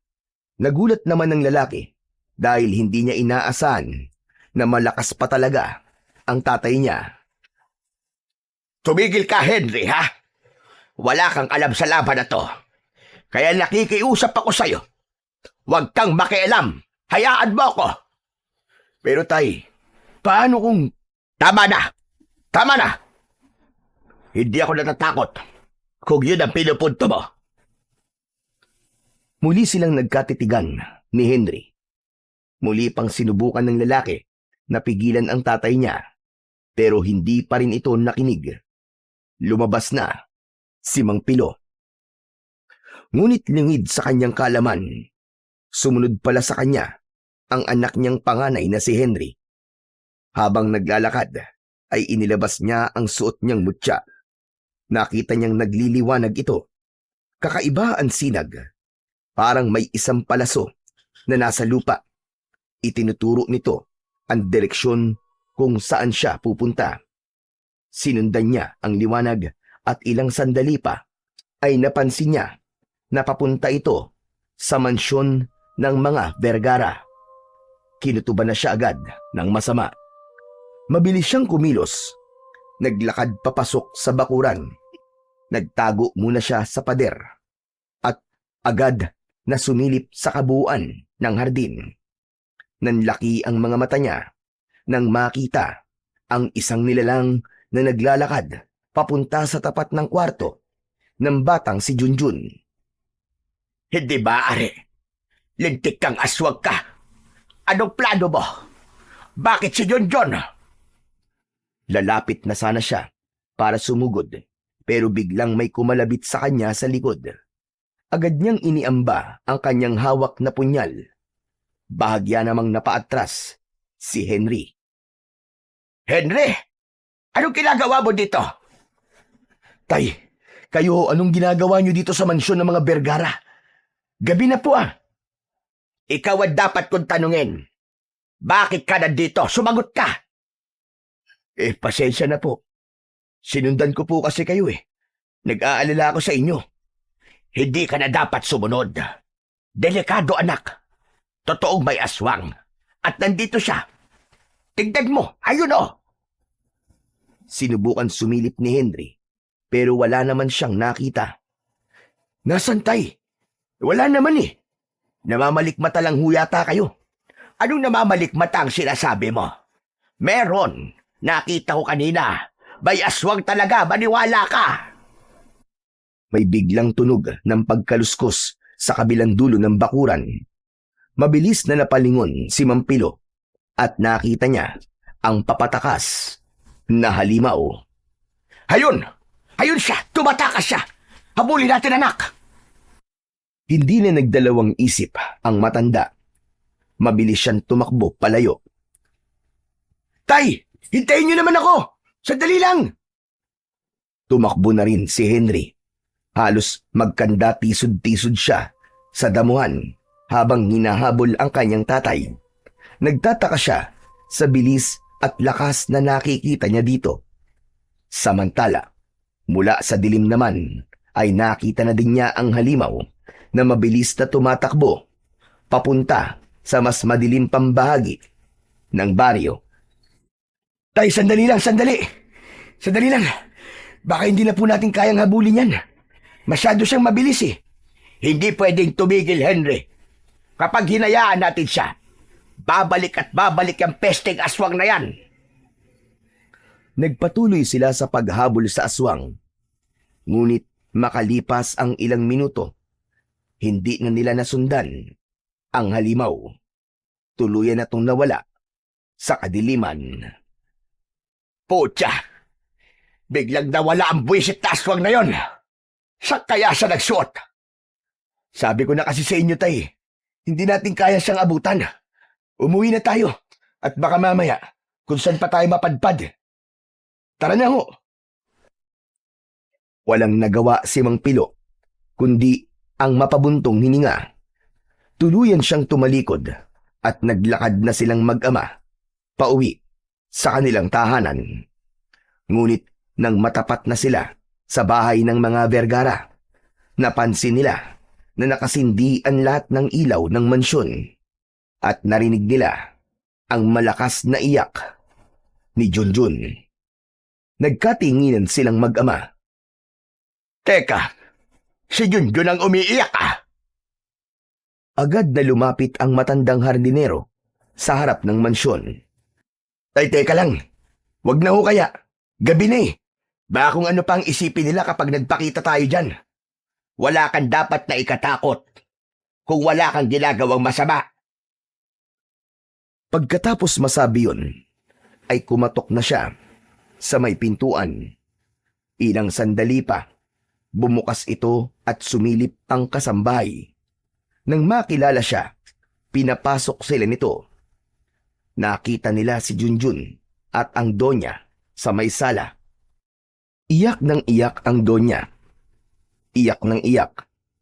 Habang katabi ang kanyang apo, napansin ni Mang Pilo na tila namimilipit sa sakit ng tiyan ang bata. Maputla na din ang kulay nito. Pawis na pawis at hindi na halos makausap ng maayos. Humingi agad ito ng tulong at sinabing tulungan silang maidala sa ospital ang kawawang bata. Ako na po magdadrive ng sasakyan kung dadalhin po siya sa ospital. Sandali lang. Mukhang hindi pangkaraniwan ang sakit na nararamdaman niya. Hindi siya magagamot sa ospital. Nagulat si Henry sa sinabi ni Mang Pilo, pati na ang donya. Lumapit si Mang Pilo at hinawakan ang pulso ng bata. Sinasabi ko na nga ba? Tama ako. Hindi ito isang ordinaryong sakit lang. Pwede bang ako na muna ang unang sumubok na gumamot sa kanya? Inilabas ni Mang Pilo mula sa kanyang bulsa ang bote ng langis na may binabad na bulaklak ng sampagita. Nilagyan niya ang palad at ipinahid ang langis sa tiyan ni Junjun. Habang ginagawa yon, ay umuusal siya ng isang orasyon. Naramdaman ng batang si Junjun ang init ng langis. Napatigil siya sa pag-iyak dahil unti-unti pakiramdam niya ay kumakalma na ang kanyang tiyan. Nawawala na ang pagsakit nun. Ipinikit nito ang kanyang mga mata at hinayaan lang niya si Mang Pilo sa kanyang ginagawa. At pagkaraan lang ng halos 15 minuto na paghilot, guminhawa ang kanyang pakiramdam. Nawala ang sakit na kanina ay namemerwisyo sa kanya. Ayos na po ako, Mang Pilo. Wala na po ang sakit ng tiyan ko. Maraming salamat po. Talaga? Sigurado ka bang hindi na sumasakit ang tiyan mo? Opo, salamat po talaga, Mang Pilo. Nagulat ang lahat sa nangyari. Napatingin ang donya kay Mang Pilo at hindi makapaniwala sa nasaksiyan. Ngunit kahit ganoon, ay nagpasalamat siya sa kanyang hardinero. Nang matapos ay hinawakan niya ang muka ng kanyang apo. Kitang-kita niya ang unti-unting pagbabalik ng kulay sa pisngi ng batang si Junjun. Tay, sabihin nyo nga, paano pong nangyari yun? May nararamdaman akong masamang dumapo sa bata. Pero hindi ako sigurado kung ano ito. Pero Donya, pwede po bang wag niyo po munang hahayaan na matulog ng mag-isa ang bata? Babalik ako bukas. Aalamin ko kung ano talaga ang nangyayari sa kanya. Tumango ang Donya at nangako itong hindi na muna patutulugin ang bata ng mag-isa. Kung ayos na po ang lahat, uuwi na po kami ng anak ko. Anak niyo po siya, Mang Pilo. Mabuti po't may kasama na po kayo. Kuya, ano pong pangalan niyo? Siya si Henry, ang panganay kong anak. Natutuwa po akong makilala kayo, Kuya Henry. Saka salamat po sa pagbisita kay Mang Pilo. Matagal na po niya kayong hinihintay at miss na miss niya na po kayo. Talaga? Sinabi niya yun sa'yo? Opo, palagi nga po niya kayong namimiss eh. At pangarap po niya na makasama kayo ulit. Palagi po namin kayong pinag-uusapan. Nako, magaling ka na nga, John. Kaso, masyado ng gabi. Kailangan na nating magpahinga lahat. Hala, sige na. John, magpalakas ka ha. Lagi ka magdadasal. Kita tayo ulit bukas. Sige po, Mang Pilo. Maraming salamat po talaga sa pagpapagaling po sa akin. Wala yun, iho. Basta lagi ka magpapakabait. Matapos magpaalam, naglakad pa uwi ang mag-ama. Nasa likod si Henry, bahagyang nakangiti, habang pinagmamasdan ang likod ng kanyang tatay. Naisip niya na kahit minsan masungit at matigas ang ulo ng tatay niya, ay masaya siya sa narinig na sinabi ni Junjun. Ilang sandali pa ay narating na nila ang kanilang bahay. At bago pumasok sa pinto, nagkatinginan pa silang mag-ama. Sige na, Henry. Matulog ka na. Bukas babalik tayo sa mansyon. May kailangan tayong gawin. Kinabukasan, madaling araw pa lang, ay gising na si Mang Pilo. Sa kusina ay inihahanda niya ang ilang pananim na kanyang binunot sa bakuran, ilang piraso ng bawang at mga halaman na alam niyang pangontra sa mga aswang. Nakahanda sa mesa ang lahat ng mga ito. Paglabas ni Henry sa kanyang silid, ay nakita niya ang mga ito. Tay, ang dami niya na. Aanin niyo po mga yan. Aanin niyo ba yan, Tay? Hindi, anak. Dadalhin ko to sa mansyon at itatanim sa tapat ng bintana ng silid ni Junjun. Po? Itatanim niyo doon? Bakit ho, Tay? May kutob ako. Nababalik doon yung aswang na nakita natin kagabi. Kailangan kong itanim ang mga ito para tigilan na siya. Tigilan na siya? Sino? Tahimik sandali ang matanda. Inilagay na niya sa loob ng bayong ang mga itatanim. Tapos ay nandakot siya ng asin at iniligay yun sa supot.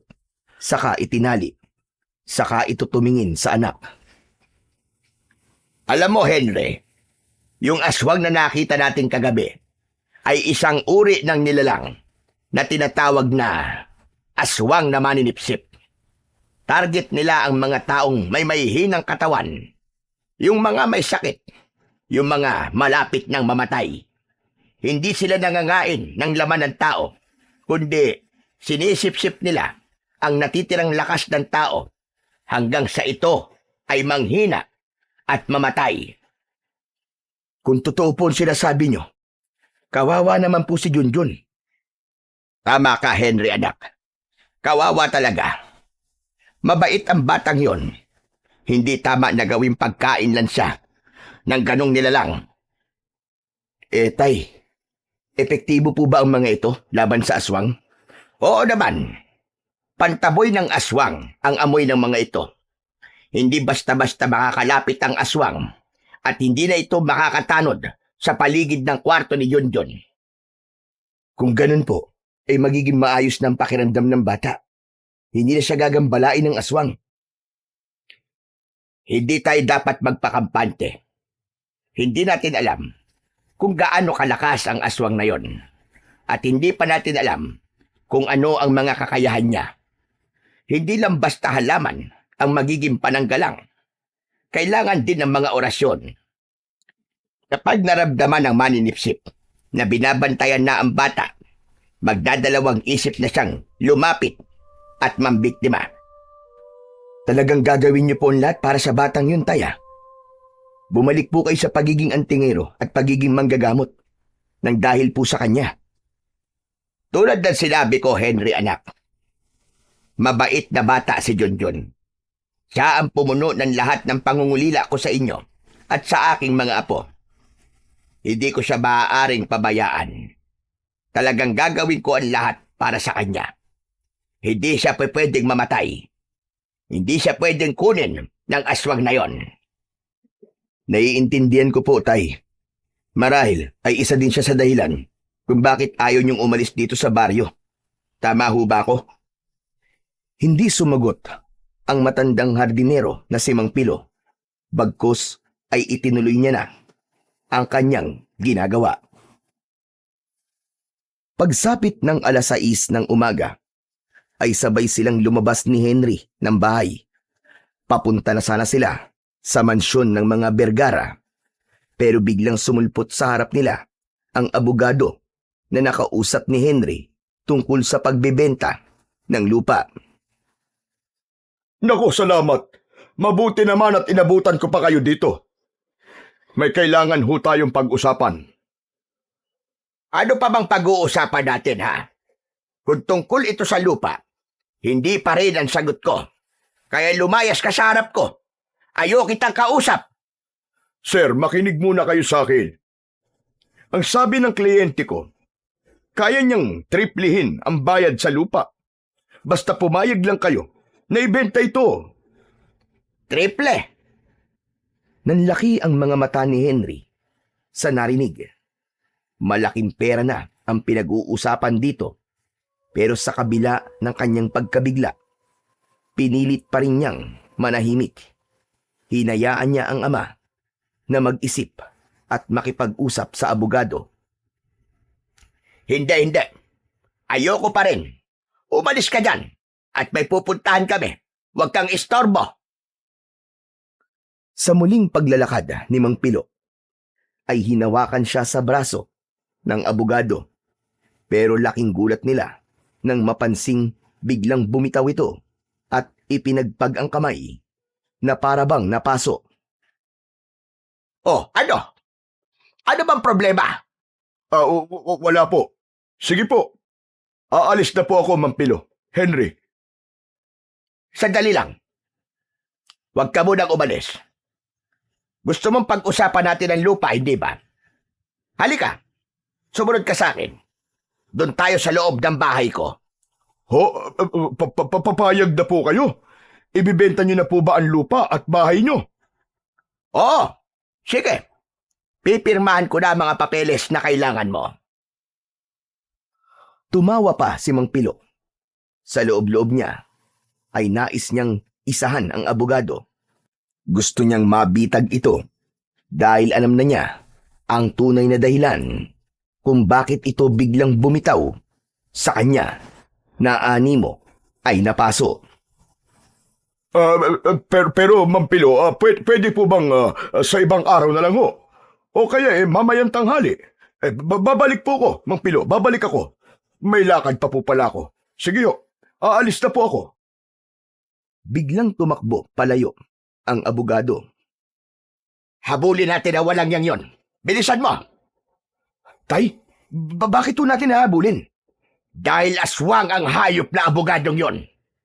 Teka lang, Tay, paano niyo po nasabi? Sigurado po ba kayo na aswang siya? Wala ng oras, Henry. Halika na. Habulin natin siya. Madali ka. Tumakbo silang dalawa. Nagmamadali. Tumakbo at pinilit na habulin ang abogado. Hindi nagtagal, huminto sila sa isang bungad ng baryo at nakita nilang sumakay na ng sasakyan ang lalaki. Huminga ng malalim si Mang Pilo at hinawakan ng maigpit ang mutya sa ilalim ng kanyang damit. Tay, wala na ho siya. Natakasan niya tayo. Mabilis talaga ang hayop na yon. Parang palos. Pero huwag kang mag-alala. Magkikita at magkikita pa rin tayo. At sa oras na yon, sisiguraduhin ko na tatapusin ko ang buhay mo. Napatitig ang matanda kay Henry. Matalim at parang mangangain ng buhay. Nakaramdam naman ng kaunting kaba at takot si Henry nang makita kung paano siya titigan ng matanda. Tay, sandali lang ho. Bakit naman ho ganyan kayo makatingin sa akin? Wala po akong alam, tay. Hindi ko naman alam na aswang siya. Tinanggap ko po siya kasi sinabi niya may kliyente siyang interesado sa lupa. Yun lang po yung tay. Huwag niyo po akong pag-isipan ng masama. Ba't naman nagpapaliwanag ka kagad? Hindi pa naman kita tinatanong Ikaw, Henry, ha? Sinasabi ko sa'yo, kapag nalaman ko na may alam ka sa ginagawa ng hayop na lalaking yon, humanda ka talaga sa akin.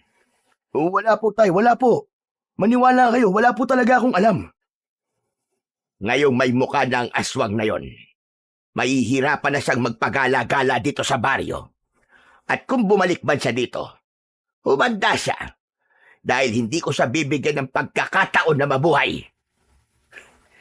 Ininsulto ko ng taong yun Posibleng alam niya na ako ay isang antingero. Kaya itong bahay ko, ang puntirya niyang bilhin. Hayop siya. Ho? Anong sinasabi niyo? Hindi mo pa ba nakukuha, Henry? Akala ko ba'y matalino ka? Kaya niya gustong bilhin itong lupa natin ay dahil gusto niya na umalis ako dito. Ang ikinakatakot ko lang ay hindi naman siya talaga ang bibili ng lupa. Hindi kaya... Si Doña Konsolasyon? Yan! Yang Doña Konsolasyon na yan. Kilala mo ba yon? Hindi po, tay. Sa pangalan lang ho. Yan na nga ba sinasabi ko Pinaglalaroan na tayo ng mga nilalang na yan. Ay, Diyos ko! Humanda talaga sila sa akin pag nagkataon. Didikdikin ko talaga sila ng pinong-pino. Ano pong plano niyo, tay? Hahantingin niyo po ba sila? At bakit ako magpapagod na maghanap sa mga damuhong yon? Pwede ko naman silang palabasin sa mga lungga nila. Ho? Ano pong ibig niyo sabihin, tay? Ano po ba talagang pinaplano niyo? Hindi tayo basta hahabol lang ng hahabol, anak. Ang una nating tungkulin ay protektahan ang batang si Junjun. Kung napigilan natin siya kagabi, babalik yon para tignan ulit kung may pagkakataon siya. Ganon sila Hahanap at hahanap ng pagkakataon para makapambiktima. Kaya tara na, kailangan natin pumunta sa mansyon. Sige ho, tara na ho. Naglakad silang mag-ama, papunta sa mansyon. Nang makita sila ng kasambahay, ay sinabi nitong tulog pa ang batang si Junjun at ang Donya naman ay umalis sandali dahil makikipagkita ito sa doktor ni Junjun. Matapos makipag-usap sa kasambahay, ay dumiretso na sila sa hardin. Kaagad na sinimulan ng matanda ang gagawin niyang orasyon. Naglagay siya ng isang malaking bilog gamit at uling. Nasa gitna ng bilog ang matandang puno ng sampagita. Habang ginagawa ito, nakamasid lang ng tahimik ang anak niyang panganay na si Henry. Paulit-ulit na nagdasal ang matanda. Nang matapos ay umupo siya sa ilalim ng matandang puno ng sampagita. Tay, pwede ho ba magtanong? Bakit po sa puno? Akala ko po ba dun sa may tapat ng bintana ni Junjun. Tuso ang kalaban natin, anak. Kaya kailangan din nating maging tuso. Ho? Ano ho bang ibig niyong sabihin, Tay? Hindi ko ho maintindihan Ang bilog na ito ay hindi pantaboy ng aswang. Ang ginawa ko ay tinatawag kong panawag ng mga aswang. Ibig sabihin, tatawagin o aakitin ito ang mga aswang na nasa malapit. At kapag pumasok sila sa bilog na to, lagot talaga sila. Bakit, Tay? Ano hong mangyayari sa kanila? Makukulong sila. Hindi na sila makakalabas sa bilog. Alam mo ba kung bakit? Bakit ho, Tay?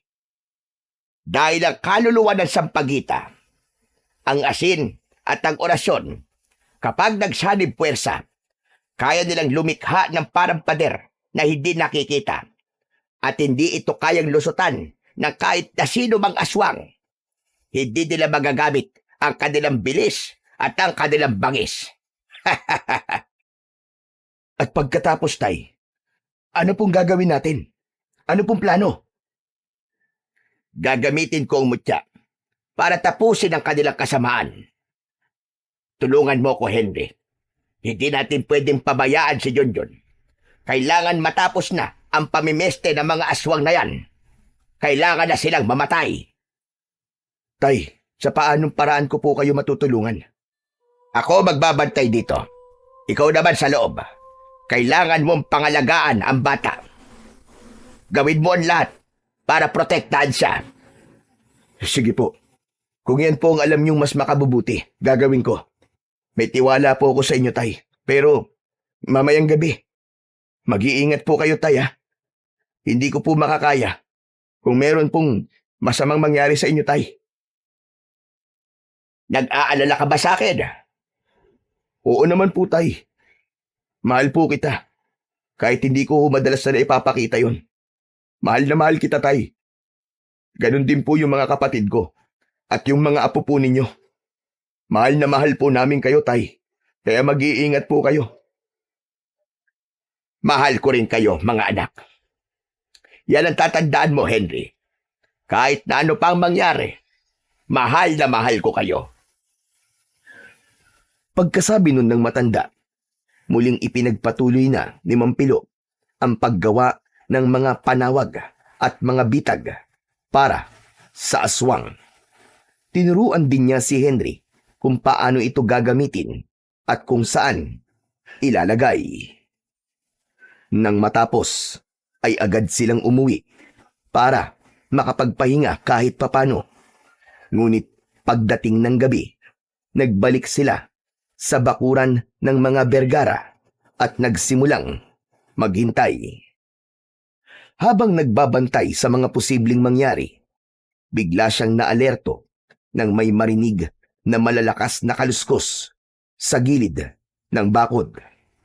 Dahan-dahang lumapit si Mang Pilo at sumilip at doon nga niya nakita ang aswang na puno ng makapal na balahibo. Mapula ang mga mata. Tumutulo ang laway na may kasamang dugo. May mahabang pangil at may matutulis na kuko na animo ay patalim. Sinasabi ko na nga ba? Babalik kang hayop na aswang ka. Yari ka ngayon. Dahan-dahang naglakad ang aswang palapit sa matandang puno ng sampagita. Parang wala ito sa sarili nang tumapak at pumasok sa ginawang bilog ni Mang Pilo. At nang makapasok na ang aswang sa loob, ay doon ito biglang natauhan. Napatingin siya sa paligid at doon nito napagtanto na nakakulong na siya. Nabitag siya ng matandang antingero. Bigla itong umatungal ng malakas. Muli nitong sinubukan na tumalon palabas ng bilog, pero bawat hakbang niya ay tila tumatama sa hindi nakikitang pader. Huli ka ngayong demonyo ka! Hindi ka na ngayon makakatakas! Agad na lumapit si Mang Pilo at tinitigan ang aswang. Ipakita mo sa akin ang itsura mong halimaw ka. Ikaw ba yung abogado? Sabihin mo! Magsalita ka! Hindi sumagot ang aswang. Bagkus ay ngumisi lang ito. Bakas ang pang-uuyam sa mukha nito.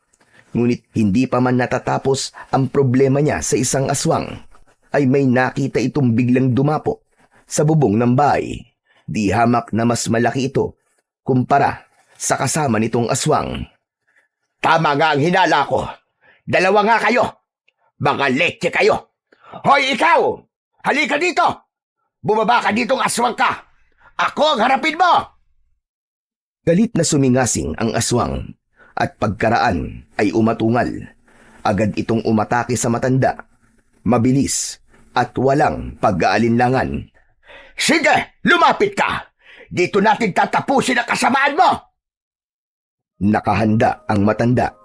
Kaagad niyang itinutok sa harap ang dala niyang punyal at sinalubong ito ng saksak. Umusok ang balat ng aswang na tila natutusta ng apoy. Napasigaw ito sa sakit, ngunit lalo pang nagngit-ngit. Sumugod muli ang nilalang. Mabilis at mabangis, subalit hindi nagpatalo si Mang Pilo. Sinalubong niya ang aswang at sinuntok niya ito sa dibdib. Demonyo ka! Mamatay ka na! Napasigaw ang aswang, napaatras at mas lalong nagalit. Gaya ng kanyang kasama, tumalon din ito at sinubukang lumabas. Humakbang si Mang Pilo papalapit. Dahan-dahan niyang inilabas ang kanyang mutya. Kumislap ito ng matindi at halos hindi makatingin ang dalawang aswang na maninipsip. Katapusan niyo na ngayon! Mga demonyo kayo! Biglang lumiyab ang paligid sa puno ng matandang sampagita. Tapos ay unti-unting lumiyab din ang loob, pati na ang mismong puno. Makikita ang kulay na apoy na siyang tumutupok hindi sa puno, kundi sa dalawang aswang lang. Napaungol sa sakit ang mga halimaw nang magsimulang umusok at matunaw ang kanilang mga balat. Sa bawat segundo ay unti-unti nga silang nilamon ng apoy hanggang sa sila ay naging abo na. Huminto ang liwanag ng mutya at muling naging payapa ang paligid. Samantala, sa loob ng bahay ay naging saksi silang lahat sa ginawang kabayanihan ni Mang Pilo. Nakita nila kung paanong nilipol niya ang dalawang aswang gamit ang kanyang talino, tapang at ng kanyang mutya. Lahat sila ay humanga sa kanya. Agad siyang pinagbuksan ng pinto at pinapasok siya sa loob ng mansyon. Ngunit nang makalapit na siya, bigla na lang nanlupaypay ang bata. Namutla at halatang hirap sa paghinga. Mang Pilo, parang wala po akong lakas. Ang lamig po ng katawan ko. Dahan-dahang ipinikit ni Junjun ang kanyang mga mata. Natarantaan lahat. Umiyak na rin ang donya. Pero si Mang Pilo, ayaw niyang tanggapin ang nakikita. Mabilis niyang hinawakan ang kanyang mutya. Junjun, makinig ka sa akin. Lakasan mo ang loob mo. Mabubuhay ka. Di ba ang sabi ko sa'yo? Kapag may mutya ng sampagita ang isang tao, ay may isang hiling ito na pwedeng matupad. Junjun, alam ko na kung saan ko to gagamitin. Muli ay lumiwanag ang mutya. Makapagyari ang mutya. May isa akong kahilingan na dapat mong tuparin. Ngayon, hihilingin ko na pagalingin mo ang bata na to sa kanyang karamdaman. Ibalik mo siya sa amin ng malakas at walang iniindang anuman sakit. Binalot ng liwanag ang buong katawan ng bata matapos sabihin ni Mang Pilo ang kanyang hiling. Halos mapapikit sila dahil ito ay nakakasilaw at nang mawala ang liwanag, nang idilat nila ang kanilang mga mata, nakita nila si Junjun na muling nagising, nakangiti at nakakahinga ng maayos. Mang Pilo! Mang Pilo, buhay po ako! Buhay po ako! Agad na napaluha ang donya at niyakap ang kanyang apo. Tahimik lang si Henry. Sa tagal ng panahon na magkasama sila ng kanilang ama, ngayon lang niya nalaman ang tungkol sa hiling. Pero imbis na mainggit o magselos, ay natuwa siya sa kanyang ama. Nilapitan niya ito at biglang niyakap ng mahigpit. Proud na proud siya sa kanyang ama. Samantala, bilang pasasalamat ay nagbigay ng gantimpala ang Donya kay Mang Pilo. Una ay tumanggi ito, ngunit ipinilit ng Donya. Kaya wala siyang nagawa, kundi tanggapin ang biyaya. At nang makakuha rin ng pagkakataon si Henry, lumapit ito sa Donya. Donya, may hihilingin po sana ako. Kung may maaari pong trabaho para sa akin. Nagulat si Mang Pilo sa narinig niya sa kanyang anak. Hindi niya alam ang tungkol dito. Ngunit bago pa man siya makapagsalita, ngumiti ang Donya. Ipinaliwanag niyang may bubuksang branch ng restaurant ang kanyang kapatid sa bayan at nangangailangan sila ng manager at mga staff. Agad nagsabi si Henry na kaya niyang hawakan ng trabaho bilang manager. Tinanggap siya kagad ng Donya. Tuwang-tuwa si Henry sa bagong oportunidad na ibinigay sa kanya. At mula noon, dahil nasa probinsya ang trabaho ni Henry, doon na sila tumuloy sa bahay ni Mang Pilo. Sa mga panahong yun, masayang-masaya ang matanda. Sa wakas, nakakasama niya na ang kanyang mga apo. Hindi man kumpleto, masaya siya na kahit papaano ay may mga bata nang tumatakbo sa kanyang bakuran, tumutulong sa hardin, at may nakakalaro na din si Junjun. Ang buhay ni Mang Pilo ay muling nagkaroon ng buhay na may kulay. Hindi lang dahil sa kanyang trabaho, kundi dahil na rin sa pamilya at pagmamahal na bumalik sa kanyang piling. Matapos ang ilang taon na pangungulila. Natupad din ang kanyang kahilingan na muli na makakasama ang anak at mga apo. Dininig ng Diyos ang kanyang mga dalangin. Muling napatunayan na lahat ng mga nangyayari sa atin ay may dahilan. Natagalan man ang kanilang pagsasama, sulit naman ang paghihintay. Nagpasalamat siya sa Panginoong Diyos dahil hindi sila pinabayaan na tuluyang magkalayo ng kanyang mga anak at mga apo, at nangako siya sa kanyang sarili na ipaparamdam niya ang kanyang pagmamahal sa mga ito